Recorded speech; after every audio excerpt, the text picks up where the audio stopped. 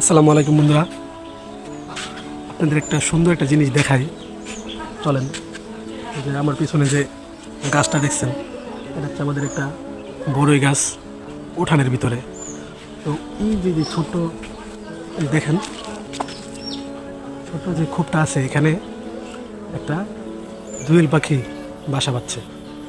আমি যখন ওই চেয়ারটাতে বসে আছিলাম, তখন দেখি দেখি কি হঠাৎ করে সেখানে একটা দোয়েল পাখি ঢুকতেছে।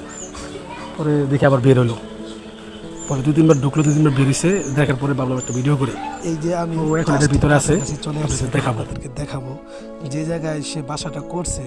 এই জায়গায় একটা বড় গাছের ডাল ছিল, এটা আমি আরও গত 2 বছর আগে কাটছিলাম। এইখানেই আপনার ওই পচে মরে যাওয়ার পরে কিছু একটা বাসা করছিল। তারপরে এই জায়গায় একটা খোরল ছিল, দেখেন এটা হচ্ছে গাছের ভিতরে। মা পাখিটা এখন ডিমের উপরে তা দিচ্ছে। ও কিন্তু অনেক ভয় পেতেছে, ভীত হয়ে আছে, বুঝছেন।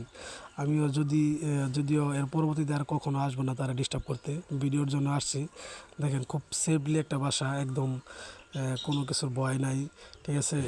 কেউ ডিমটা নষ্ট করতে পারবে না, এমন একটা জায়গায় আসছে গাছের ভিতরে। সে দেখতে পাচ্ছেন, ওরা কিন্তু এই গাছ থেকেই বড়ই খায়, বুঝছেন। ওর জোড়াটা দেখেন, বড়ই খাচ্ছে আমাদের গাছ থেকেই।